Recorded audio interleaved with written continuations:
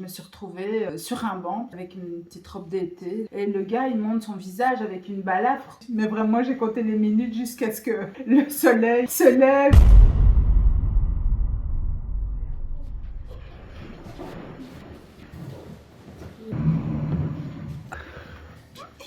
Salut, je suis Areti, donc j'habite à Belgique, je suis belge, d'origine grecque.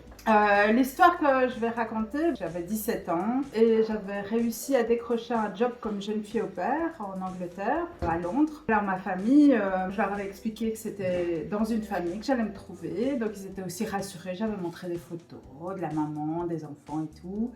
Et mon grand-père m'avait même fait des petits cadeaux pour eux, des bouteilles d'alcool dans la valise. C'était mon premier voyage toute seule, quoi, hors cadre scolaire. Donc j'avais réservé un car et je devais partir de Mons. Donc Mons se trouve au sud de la Belgique où il n'y a pas grand-chose. J'arrive à la gare et je devais prendre donc mon car. Je ne savais pas exactement à quel arrêt. Je me suis située à peu près au milieu du plateau de la gare pour bien le voir et pouvoir réagir. Pour une fois, j'étais en avance, ce qui est exceptionnel pour moi. J'arrive, je me pose là, je fais un petit peu le tour, mais je vois pas vraiment de signalisation qui indique, je crois que c'était Europa Bus ou quelque chose comme ça. Il était relativement tôt, il y avait personne sur le plateau de la gare, et puis je vois un car arriver et qui s'arrête pas. J'essaie de l'attraper quand même en faisant des signes, mais je sais pas pourquoi, le gars il a pas capté que peut-être quelqu'un l'attendait pour embarquer alors que j'avais réservé. Je n'ai pas très bien compris ce qui se passait. Voilà, il s'est pas arrêté, il a continué son chemin, il est parti. J'avais le petit feuillet qui indiquait où étaient les prochains arrêts du car.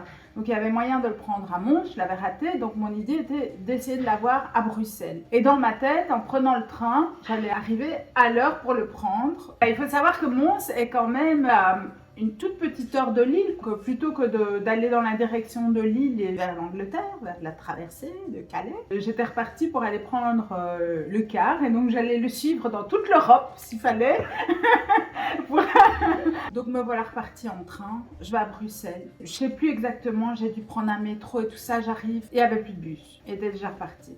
Donc je regarde où est l'arrêt suivant, à Anvers.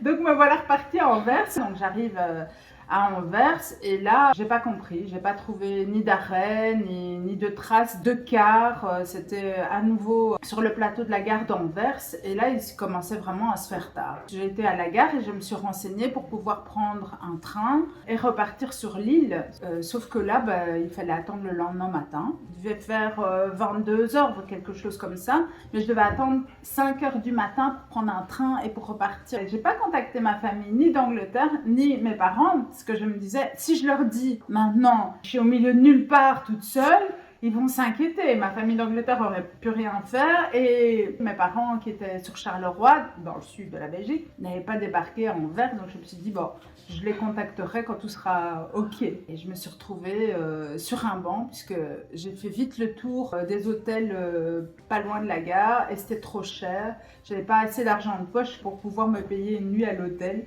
Donc je me suis dit l'endroit le plus sécurisé pour moi, puisque la gare fermait, c'était d'attendre là où il y avait les chauffeurs de taxi. Eux, ils vont rester là toute la nuit, attendre les clients, il y a du passage, qui vont un petit peu veiller sur moi. J'étais toujours là avec ma valise, avec une petite robe d'été, là.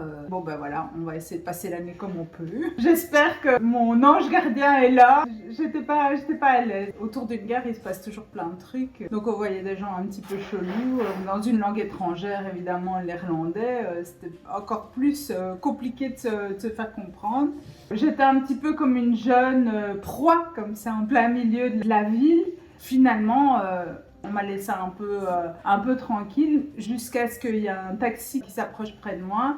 Et le chauffeur me dit, mademoiselle, faut pas rester là, regardez ce qui m'est arrivé la semaine passée. Et le gars, il monte son visage avec une balafre. Et là, c'était encore pire, quoi. Là, vraiment, j'ai compté les minutes, mais vraiment, j'ai compté les minutes jusqu'à ce que le soleil se lève et j'ai pris le premier train pour retourner sur l'île, prendre l'Eurostar à Calais et repartir en Angleterre. C'était long comme voyage, je crois que j'ai voyagé pendant plus de 24 heures pour arriver à Londres. Là, il faudra mettre une carte où au monde, j'ai été carrément directement dans le nord et puis je suis revenue sur Mons en partant. Alors là, je me suis dit, bah il aurait fallu quand même revoir ta géographie. Hein.